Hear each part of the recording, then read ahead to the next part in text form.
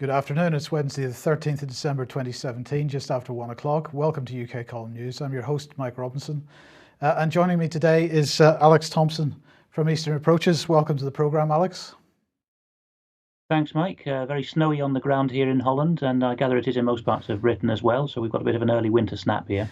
Okay, well, apologies first of all for the technical issue that prevented us broadcasting yesterday. We were intending to have Dr. Graham Downing on with us. He'll join us with David Scott on Friday.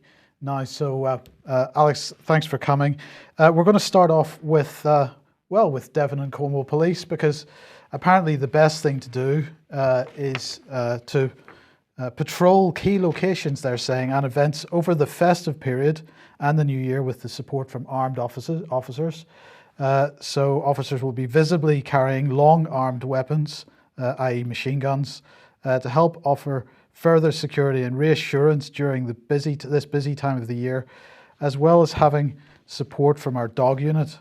So this is the head of Alliance Operations, Chief Superintendent Jim Nye, said, "I want to reassure the public there's no increase in the threat level, nor is this in reaction to any specific threat within Devon, Cornwall and Dorset." Because, Alex, these are the hubs of terrorist activity in the United Kingdom, and we need to have armed police on the streets at this festive season to make sure that everybody has the maximum festive spirit possible.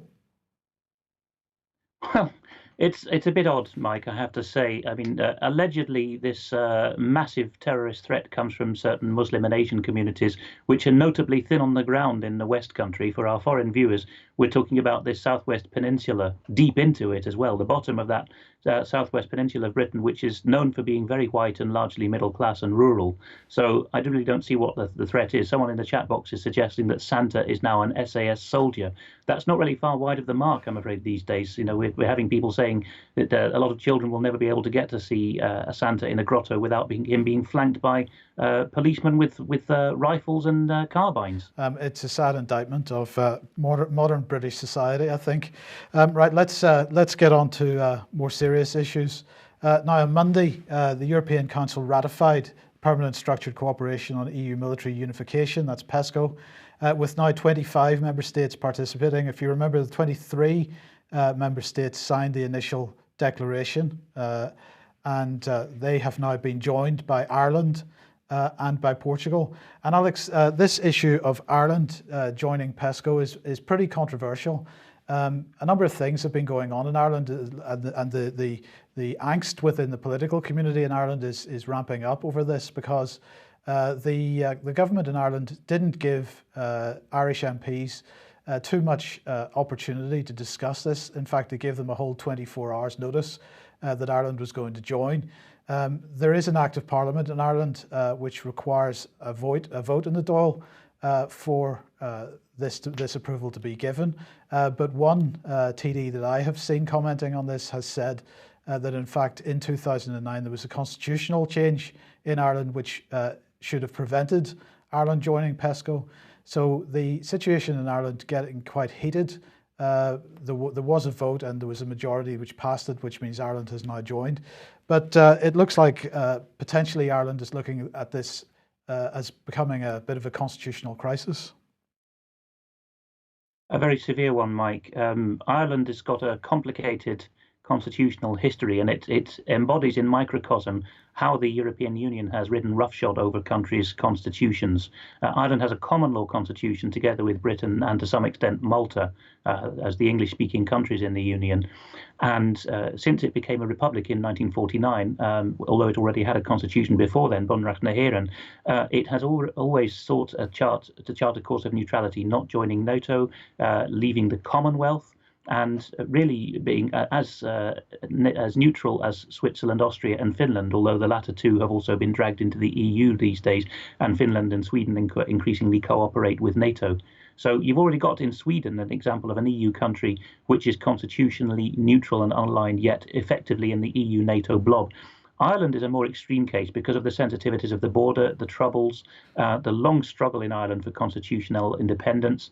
And I think what the TD, the Cearta Dála, the Irish MP referred to in his reply to you there, is that this referendum, because that's how constitutional changes are effected in Ireland, this constitutional change will probably have been a referendum run concomitantly with the Lisbon Treaty approval, I which of believe course that's took some correct. ramming Yeah, through in yeah, I Ireland. think that's right. Yes. So I think it's vaguely coming back to my mind now that the Irish electorate was told, join Lisbon, and the sop you'll get, or the reassurance, is that we'll enshrine, that's the verb that's usually used, and we'll enshrine Ireland's independence. Well, we see what a lot that counts for now. I mean, you can have what you like on paper, but he who pays the piper calls the tune, and Ireland is very much being told by the Franco-German bosses of the EU, you've transferred from British suzerainty to being our dog's body now.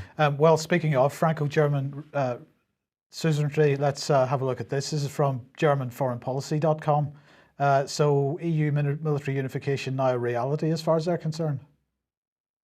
Yes, people can freeze the screen and look at the most important bits, which I've put in red boxes, but this is a respected independent site, German-foreign-policy.com, which does a very good job of gisting in erudite English the papers. We've mentioned them before, papers coming out of the Bundeswehr, the armed forces, particularly these days the Bundesmarine, the German Navy, and geopolitical thinking in Germany. And in this case, they've never been proven wrong, by the way. We've had them on before talking about the corvettes, which the Baltic fleet of the German Navy has ordered. Here they're saying that Germany is becoming particularly the logistical hub together with the Netherlands. And they go into some detail about how this is actually a way of trying to get one up on the French, who've got their own reasons for trying to turn the EU into a military superpower these days. And Germany has got the greater mass, the economic might, and the better relations with Central and Western European countries. French military relations tend to be with East and Southern Europe. So Germany is trying to get one up on the French here under the scenes. But there's explicit mention in this document of, which is the latest document on GermanForeignPolicy.com, you'll find it easily, explicit mention of how Germany is seeking to supplant or at least roll NATO into the EU military arrangements. And we'll come on to that in a second, Alex, but let's do this, because Monday was the issue of ratification of PESCO at the European Council. Yesterday at the European Council, this was an agreement on their position on the proposed regulation of European Parliament and the European Council establishing the European Defence Industrial Development Programme. And this is Jüri Luik, who's Minister of Defence for Estonia. Now, Estonia has the presidency of the European Council at the moment. He's saying European security is a core priority for our citizens. The European Defence Industrial Development Programme will make our defence industry more competitive and innovative. This is crucial. Really, this is another string to the bow of European Defence Union that we've been, and David Ellis in particular, has been trying to highlight for quite some time. The consolidation and of the defence industry throughout Europe, and we're seeing them press ahead with this policy agenda as well, and no coverage of it in the mainstream press, Alex. No, if you put defence and industry together, most journalists go to sleep. But David Ellis, who was alone in saying this, absolutely alone a year ago, is again totally vindicated. The absolute hub of this has got to be tying the defence industries together so that nations do not have an independent future, even in terms of spinning off the many jobs and skills which defence industry creates. And you can see a whole list of David's contributions at ukcolumn.org/defence. But Jüri Luik is an interesting character. It's not the first time he's been Estonian defence minister. He had that role first in the government period of Mart Laar, who is really heroic, patriotic historian of Estonia, and under Toomas Ilves, the current president, who's much more about trying to manage Russia, he's been called back to that role. He has long experience with NATO and has been the ambassador to both the US and Canada. A serious guy, but I'm afraid with a lot of these patriotic Estonians, they confuse the determination that the Estonians have to manage communism, keep communism away so that they never have the horrors of that again, which they've suffered like no one else. They confuse that with Russia as an entity. Luik himself has a Russian, or had a Russian father, a famous oncologist in Estonia, although he doesn't share his surname. And I think that Luik has been identified as the kind of man who will, be a trusted go-between and smooth the Russians in all this. But it's going to end in tears. Much as I admire the Estonians and have esteem for their pretty much unique degree of suffering under Stalinism, it has to be said they have got this continual idea that the West is going to do their bidding and come to their rescue. So even the best of the Estonians have to be regarded warily in this. Okay, well, if that's what's been going on at the European Council the last couple of days, tomorrow, of course, is the big meeting, because that's the heads of government meeting. Theresa May will be at that, and whether she's there with her head held high or with her head in her hands, that remains to be seen, depending on what happens in the House of Commons today, because there's going to be a vote on the Brexit, the Great Repeal Bill, and the Henry VIII powers, and she is looking at the possibility of a revolt from her own staff. But heads of government meeting tomorrow. Now, before we get onto that in detail, first of all, of course, we've got to say congratulations to Jens Stoltenberg. Here he is being congratulated by the ex-Tory Chief Whip, now Defence Secretary Gavin Williamson, yesterday, because he has had his term as Secretary General of NATO extended until 2020, till the 30th of September 2020. Gavin Williamson said, "I congratulate Jens Stoltenberg on the extension of his term as NATO Secretary General. He is a great friend and ally of the UK. NATO is the cornerstone of our defence, and the UK is a leading member of the alliance, one of just a handful of nations to meet the commitment to spend 2% of GDP on defence." And so he went on. Now, the question in my mind is, why was Stoltenberg meeting Gavin Williamson yesterday? And of course, that is probably leading up to this European Council Heads of State meeting tomorrow, because for some reason, Alex, Jens Stoltenberg has been invited to that. We'll come on to that in a second.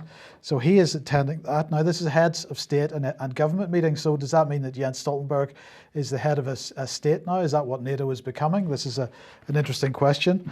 But Jens Stoltenberg had this to say about European defence, because this is why he's going. European defence, once again, is the main agenda item on the European Council meeting tomorrow.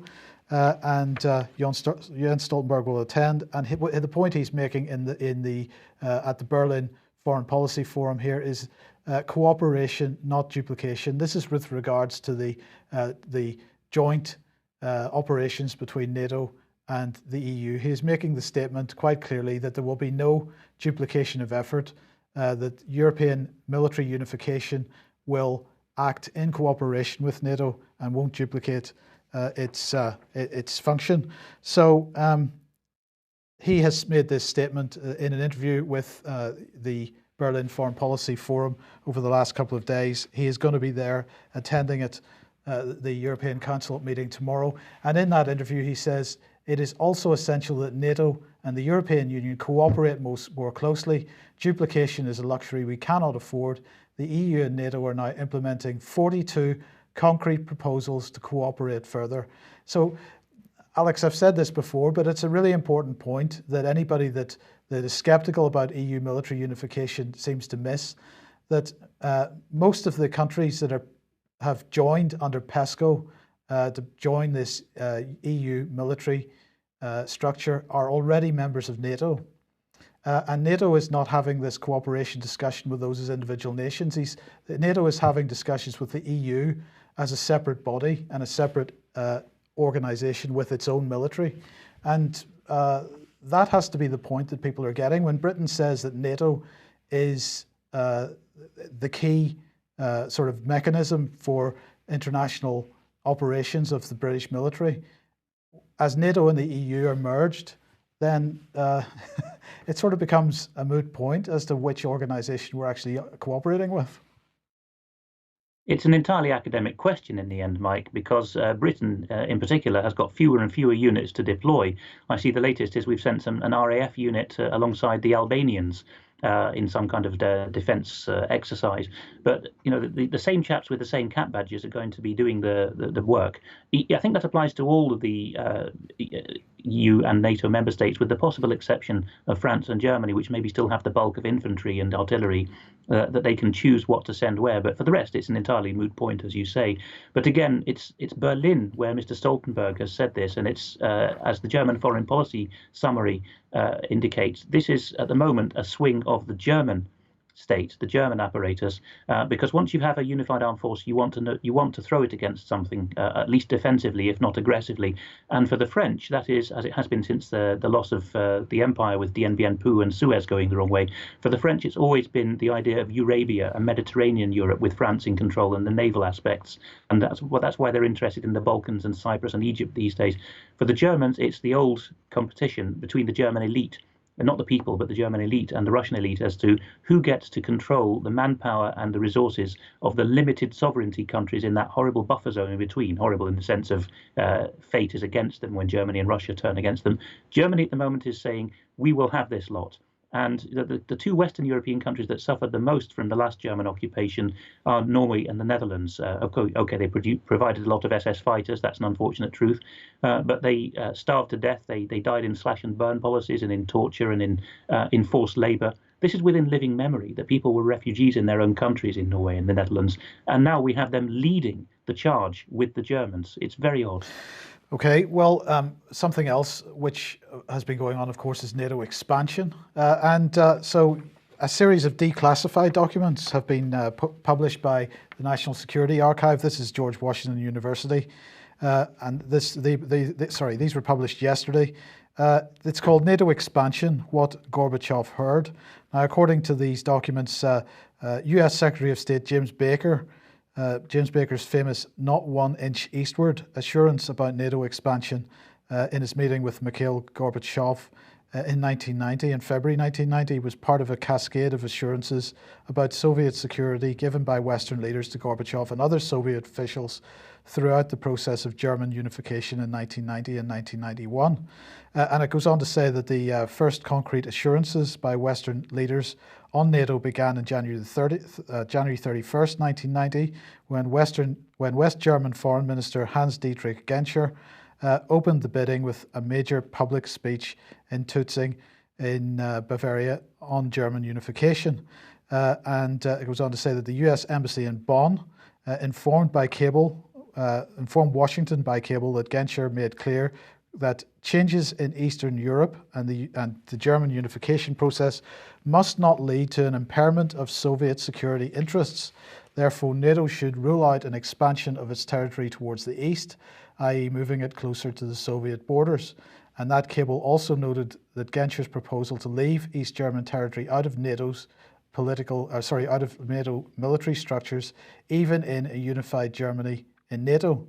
And this became known as the Tutzing formula, and it immediately became the center of a flurry of important diplomatic discussions over the next 10 days in 1990, leading to the crucial February the 10th, 1990 meeting in Moscow between Chancellor Kohl and Gorbachev, when the West German leader achieved Soviet assent in principle to German unification in NATO, as long as NATO did not expand to the east. Well, they only waited a couple of decades, and away they continued with their plans. Alex, it's interesting that this has been released at this time, and it's an interesting little piece of history. And anybody, what can you say about it? NATO has expanded to the east, and the Soviet Union may have disappeared, but the Russians cannot feel any less upset about it nonetheless. Russo-German or Soviet-German relations are the absolute linchpin of all 20th century geopolitics, and from the late 19th onwards. And all the flim-flam about Anglo-French relations, Anglo-American tussles, is all second fiddle to that. And geopolitics is so arranged that we are not given in English the stuff that's written in German and Russian about these relationships. They're very personal. For example, Mrs. Kohl committed suicide, not well known. Mr. Kohl's just died recently, but he was a widower for many years because his wife committed suicide because of the delayed trauma of having been raped by Red Army soldiers in 1945, I think it was, in Eastern Germany. And she could never bear to hear Gorbachev speak on the phone to her husband because she couldn't bear the sound of Russian anymore. And this predisposed Kohl to be a kind of suppliant to the Soviets, but he had to butter up Thatcher and Reagan to get unification through. What's been released there is new, but the likes of Dr. Eric Zeus, whom we had on our special insight episode on Eurasia. Zeus and others have intimated this knowledge of this in advance because, as Zeus pointed out, Gorbachev was told by Baker, acting on behalf of George H.W. Bush, that we will never move an inch eastwards, but he could not get it on paper. And as Zeus says, the Soviets' mistake in the dying days of the USSR was to assume they were dealing with gentlemen, whereas in fact they were dealing with, he doesn't use the word, but these are in fact Luciferians who wish to destroy Russia as the last bastion of what you want to call European Christendom or patriotism, and to take over so that there would be a single world banking system and effectively an end to nations. Because people weren't aware in those days of just how evil George H.W. Bush was. I don't think Baker was quite that evil. People didn't really assume that. But this is all coming out now, as you say. One other thing that did grab my attention in this was, and I'll quote again here, it says, the French leader, François Mitterrand, was not in a mind meld with the Americans, quite the contrary, as evidenced by his telling Gorbachev in Moscow on May the 25th, 1990, that he was, quotes, personally in favour of gradually dismantling the military blocs. But he continued the cascade of assurances, this says, by saying, the West must create security conditions for you as well as European security as a whole. So we get a hint that EU military unification or European military unification was on their minds even back in 1990. Yes, indeed, and we are going to move our timeline backwards to cover more of the 1940s, 50s and 60s, the European Union military unification timeline, which is on the front page of UK Column, but it has been in play all these times. It was the French that resisted it in the mid-50s because they were still thinking that they could lead some other format and preserve nominal national sovereignty and prestige. The British and the Americans were pushing towards this for decades and telling their client state, the Germans, what to do. And for a long time, it was the Soviet Union that was seeing the writing on the wall and holding this back. So that's why another one of the reasons why 1990 was such a crucial, pivotal moment in geopolitics. I mean, I visited just after 1990, in fact, the border area, Thüringen, and I was given a piece of the barbed wire from the frontier. But the interesting thing was it had been snapped up immediately. And as soon as you crossed the border in 91, 92, they had made every effort, particularly on the eastern side, to dismantle all these, everything but the pillboxes, basically, that couldn't be uprooted, dismantle the barbed wire and the installations. You couldn't see when you were passing the former border. But having gone back more recently, I was struck by the fact that the older people were reminiscent of, at least in the old days, we had protection from the Soviets. They're kind of obsessed with military and security, particularly in Eastern Germany. And you can understand why. But it's been latent in the population all this time. They have a sense that they don't want to be the front line anymore. They want to push that front line eastwards. So in a sense, even the population and the trauma that the people have gone through has kind of had a knock-on effect into politics and has given the Germans a sense of we must push eastwards. I noticed that Angela Merkel made this point to President Trump recently and said the Germans don't want to pay any more for the military. They wouldn't be happy with it. And for once, I think I would agree with Trump's response. He said, Angela, baby, you have to understand that the Americans are not happy footing the bill as it is. There is a financial aspect to all this. Yeah, absolutely. Absolutely. Okay, so, well, let's come back to the UK then. Excuse me. And, well, the government has published a new job. You can apply for it if you wish. It's for wargame designer and analyst. The closing date for applications is the 14th of January 2018. The pay grade is between 24,000 and 35,000, and you're going to be based at the DSTL. The job description asks, do you love designing or participating in wargames? Do you have experience in developing unconventional ideas which inspire people to think differently? Do you want to work in a dynamic, fast-paced environment which will challenge you to adapt to intellectual challenges throughout your working day? And they say you will assist in the design and development of wargames, translating customer requirements into practicable designs based on credible overarching scenarios and vignettes. Find ways to improve and exploit existing wargame systems, evaluating them for suitability and applicability in order to explore, test, and inform the customer's key requirements and so on. And they're looking for someone who can find ways to improve and adapt elements of existing commercial hobby game rule sets to meet requirements and deliver creative and engaging wargames or design and innovate game mechanics from scratch. Alex, what are your thoughts about this? Well, war games have a long history in the British and American Ministries of Defence, and in this case, it's an appendage of the MOD called DSTL, significantly at their Fareham site, which is near Portsmouth, supposedly our main naval dockyard. there has been a long history of it, but wargaming is a very good cover for actual war plans. Because you can say it's just a scenario, isn't it? For example, War Plan Red in the 1930s, when just as on the eve of the First World War, in fact, the American elite was thinking, can we topple the British Empire? And in both cases, they held back and thought, actually, no, the Germans are doing that just fine for us.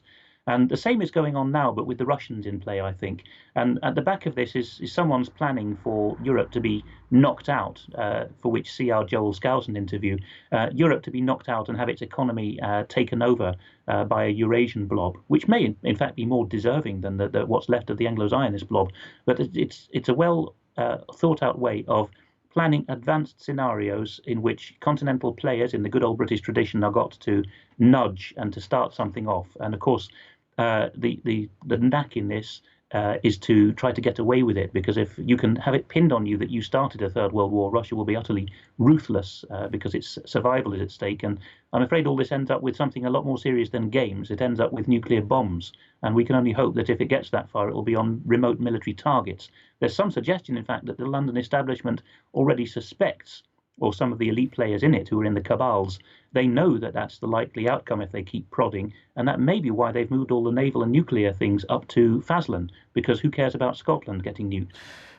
Yes, well, I mean, but the question in my mind was when you would have expected a wargaming scenario, somebody that's working in this area, for it to be quite a serious thing. And I was particularly struck by this.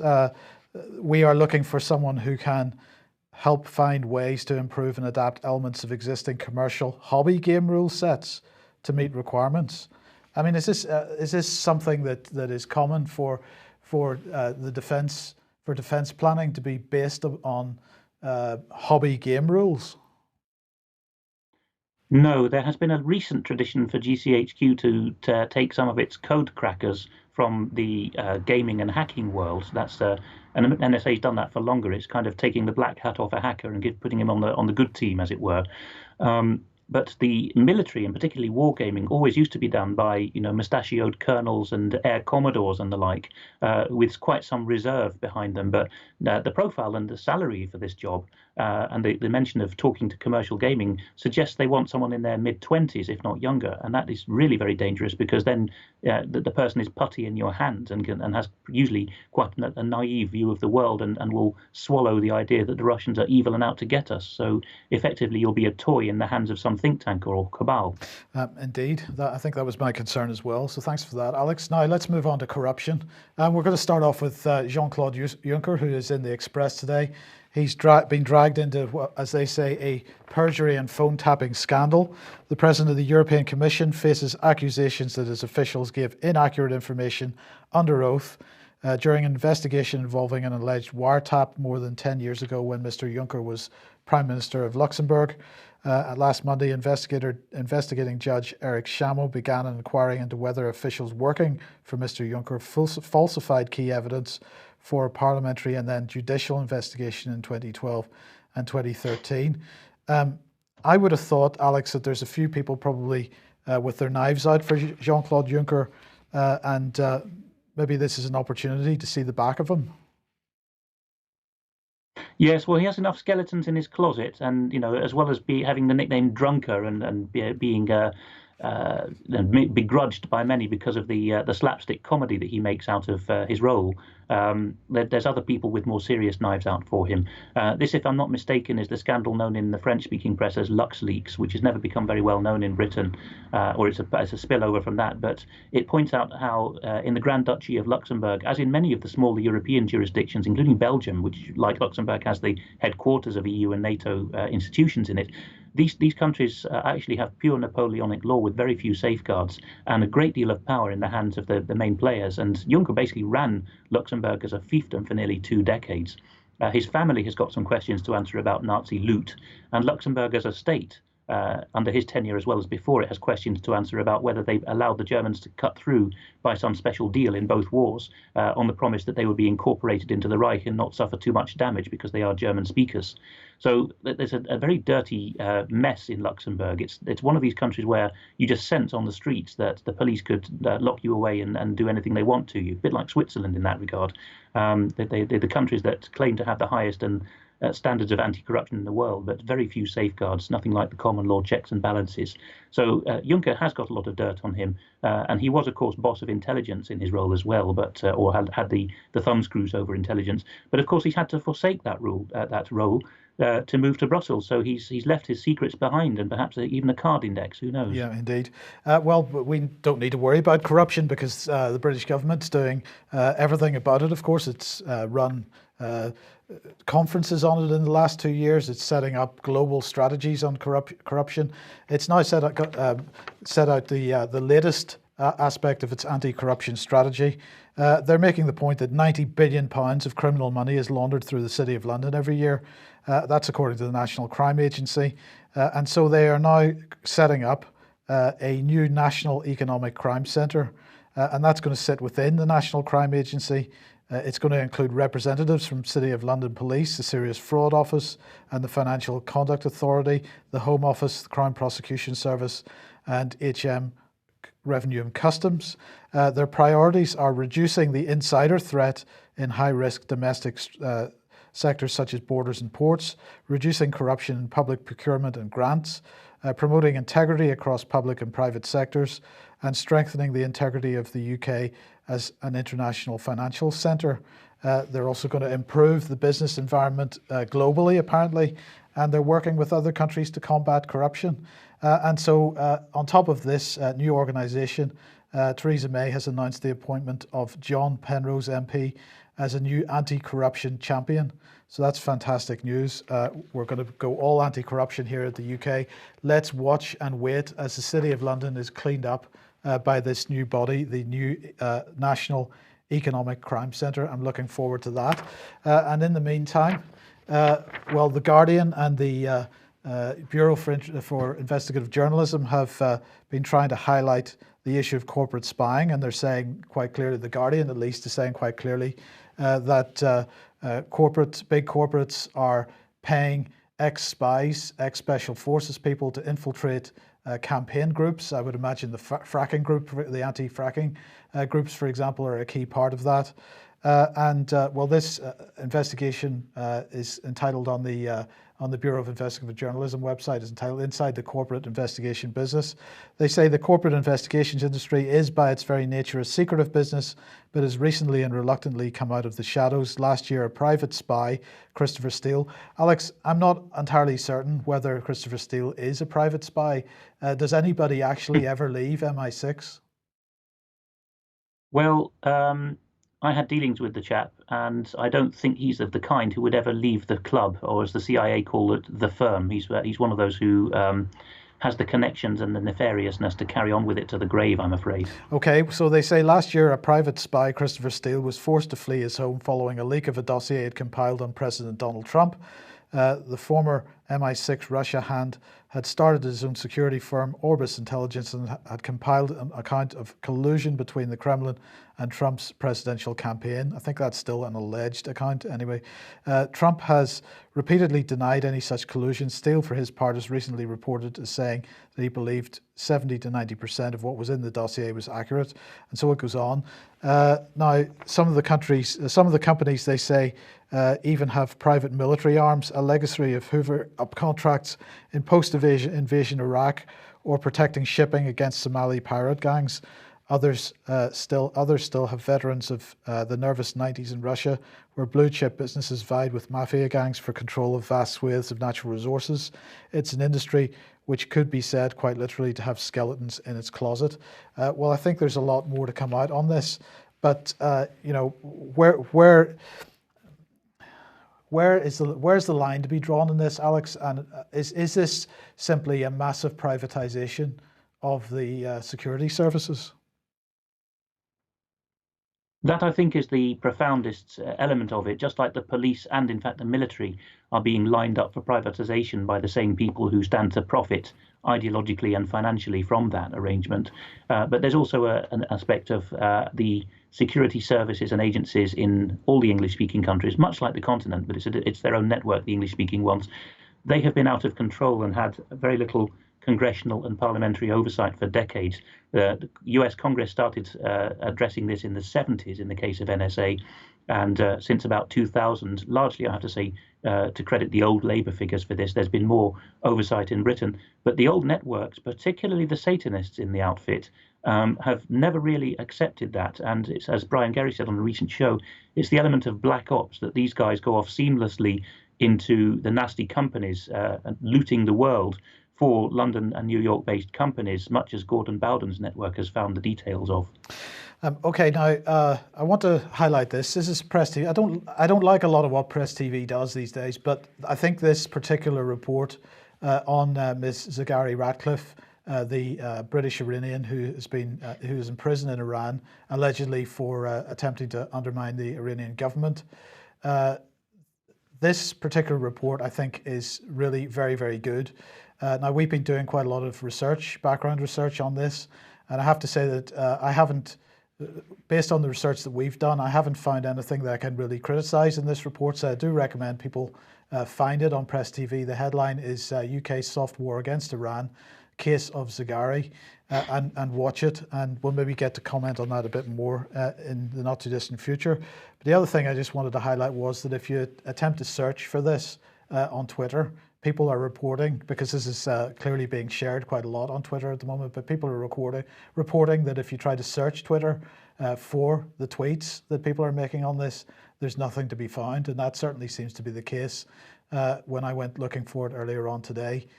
So quite an interesting thing. Have you got any thoughts just briefly on this case, Alex? I mean, the issue of BBC Media Action and these types of organisations and their activities in countries, that is absolutely clear. I don't know what her involvement was, but nonetheless, there are questions to be answered with the entire approach Britain takes with this aspect of so-called soft power. Well, to keep it as brief as possible, Mike, I would say that we in the English-speaking world have gone to a model of civic nationhood, which basically talks about values and soft power and the like. The parts of the world where things are quite hard-nosed, in the middle of Eurasia, where you've got real enemies all around you, haven't ever been able to afford that. So they see anyone, even ethnic networks, as a threat. They're masters of propaganda. And Russia and Iran have spent the whole 20th century, with good reason, talking about Britain as perfidious Albion, like the French and the other continentals used to call us. And they do see plots around every corner in Central Asia. But, having left GCHQ, yes, someone in the chat room is saying, did Alex really leave GCHQ? Yes, I did. And I've been shunned by my old colleagues there. Having left it, I see more clearly that there are real interests, not so much in the agencies and the BBC themselves, but in the corporate networks behind that. And that they really do poke a finger at Russia and Iran and the like by questioning the fabric of their social order and their religious order and their values and their political systems, and particularly doing that through propaganda and broadcasting. So these countries are quite within their rights to regard, as Britain itself used to do, regard such efforts against them as subversion. Yes. Okay, now, complete change of subject here.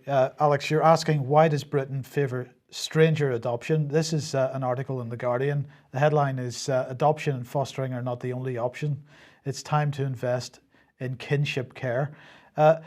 My question to you, Alex, would be, does Britain favour stranger adoption because that has been turned into an industry? Yes, in a word. I think it's beyond doubt now. There are particular black spots in the country, but Louise Tickle's article in The Guardian and the follow-up letters have been quite interesting. We'll just perhaps put them on screen very quickly, no time to read them out. People can freeze them, but as you can see, a range of respectable people, professors and the like, saying, thank goodness this has been raised. The statistics about this are that I think Spain is in the lead with nearly half of children who are adopted going to kinship carers, so that's aunts, uncles, whatever. The figure for Britain is 9%, if I've got my figures right. I think that's the last time I checked. As usual, we are in a minority and at the bottom of the table, and we continue to be, with very few exceptions. I think Croatia is another, very few exceptions, the only country in the world, more or less, which forces children to be adopted against their parents' will. And it's very questionable whether that is a good policy. Okay, now you wanted to raise the case of Eugene Lukjanenko. What's this all about? Eugene Lukjanenko is easily found on Facebook, or his campaign is, and you can see him campaigning here and asking for his son. If I am not wrong, then the only reason why the local council, which is Medway, which is a Kent council, the only reason they ever submitted that he was an unfit father for his son was that his own father had been a Holocaust victim. It's pretty incredible, but it was the risk of future emotional harm nonsense, which doesn't have a basis in law, but councils get away with it. Sorry, can I just just to understand what you're saying here? This man's father was a Holocaust victim, and the local child protection services are attempting to say that because his father was a Holocaust victim, that he may then cause emotional harm to his child. Is that really Correct. what they're saying? Yes, I've not seen anything to the contrary by Medway Council.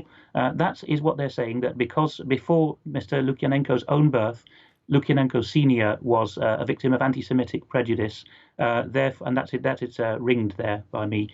Therefore, he's going to have his own son taken away for the risk of future emotional harm. And the Medway Council's case against him says that the son, who was named, we're not going to do that, there's some kind of injunction out, the son has difficulties, this was Mr. Lukjanenko's shocking crime, that his son has difficulties being able to say, talk or highlight, very ungrammatical there, anything negative about Mr. Lukjanenko. So that is the gold standard for good parenting in Britain, is that your children criticize you. And if they don't criticize you, there must be something wrong, and you have to be put up for profitable stranger adoption.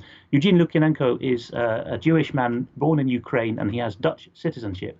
The Netherlands government here doesn't seem to have done much about it, but his citizenship is Dutch. He lives in the Medway, Kent area. He's now in prison since a committal hearing at Canterbury Combined Court on the 24th of November for the crime of breaching the injunction because he named his son, I think in Cyrillic script only, but it was decipherable to people who read Russian. And by saying happy birthday, he'd also revealed the young man's date of birth.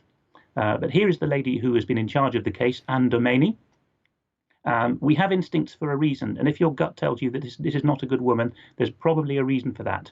And on the right is her AD Children's Services Limited, now in liquidation and failed to file accounts, apparently. But this could indicate nefariousness. It could just be that this is the way in which she bills for her so-called advisory services to the council on adoption and care cases. But it does not look good, does it? No. Now the two MPs his MP is Remen Chishti. And also on the left there, we've got Ian Sutherland, who's Medway Director of Children and Adult Services, who is quoted here as saying, "Your son will never come back home." Yes, that is what he's been quoted as saying on the Eugene Lukjanenko support page. So, I mean, you've got to ask what kind of person makes a statement like that? Someone who's in it for the money and the prestige, I think, and not for any care for children. I've got very little time left for such people, I have to say. Lukjanenko, by the way, is also known by his stage name, Yevgeny Soifertis, Soifertis. That's the name under which he's a professional concert pianist. You can find him on YouTube playing some beautiful Glinka piano music. And another man we should mention in this regard is the deputy governor of the Kent prison where he's now being held.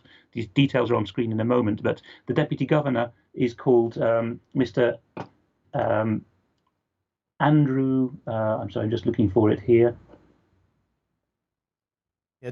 Andrew Davey, D-A-V-Y. And Mr. Andrew Davey has either been misinformed himself or misled his supporters, because he has said that Mr. Lukjanenko came off his hunger strike, but apparently the truth of it is he's been on hunger strike with 1 day's intermission for 20 days now. Right, okay. So if anybody wants to contact Eugene Lukjanenko, these are the details. You can freeze the screen, and we'll put this in the show notes under the videos wherever they are on UK Column or on YouTube. But so the key details are that his prisoner number is there, is it 6309EC, right. And he's at Elmley Prison, E-L-M-L-E-Y prison on the Isle of Sheppey.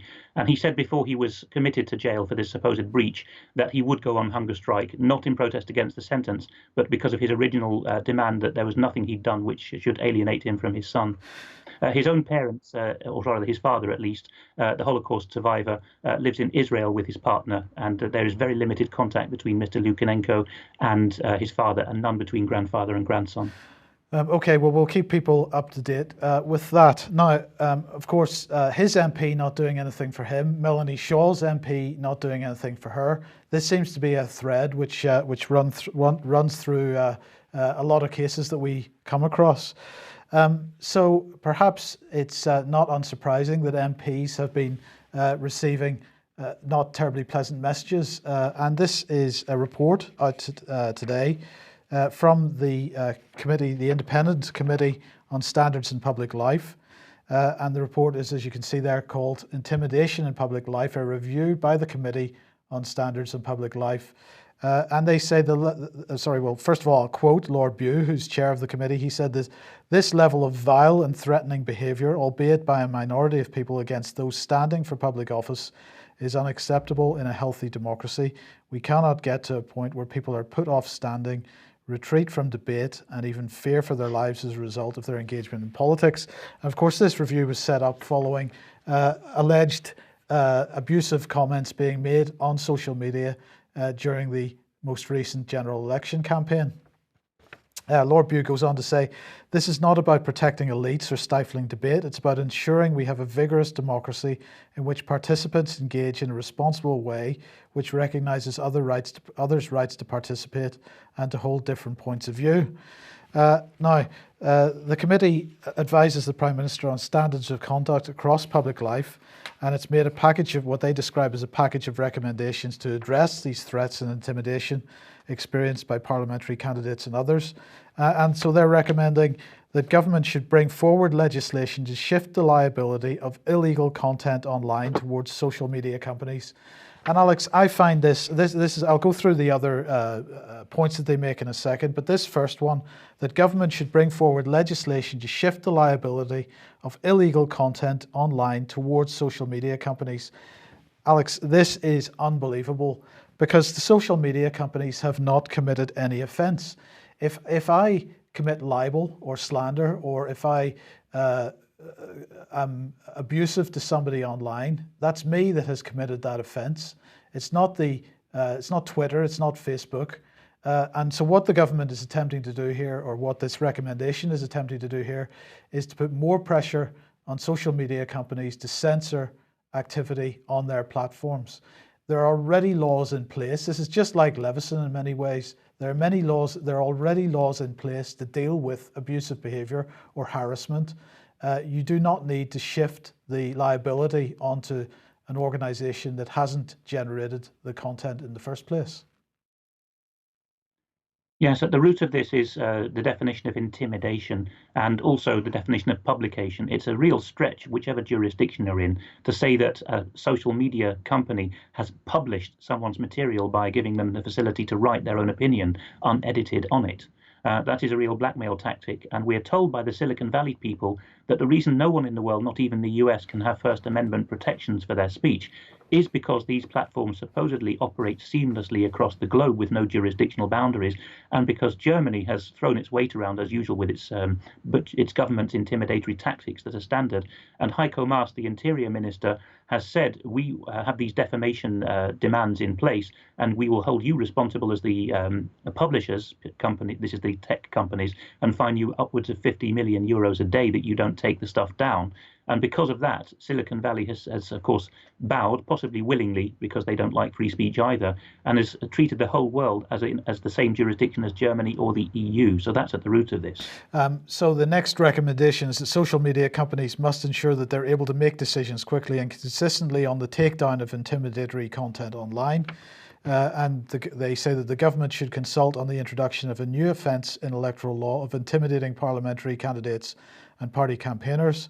They say that the political parties must work together to develop a joint code of conduct on intimidatory behaviour during election campaigns by December 2018.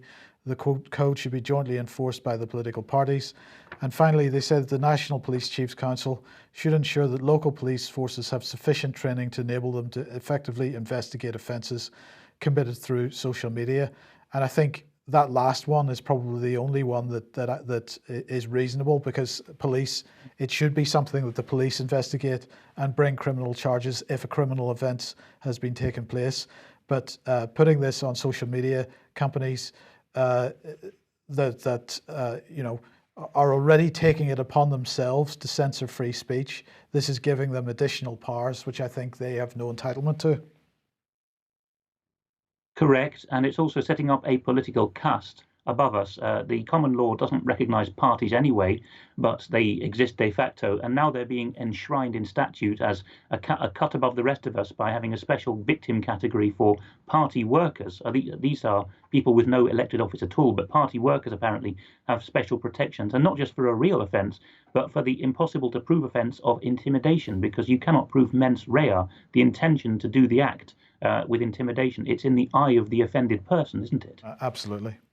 Absolutely. Okay, well, look, unfortunately, we've run out of time, so we've got to leave it there. Alex, for today, thank you very much for joining me today. I hope you'll be with me again tomorrow.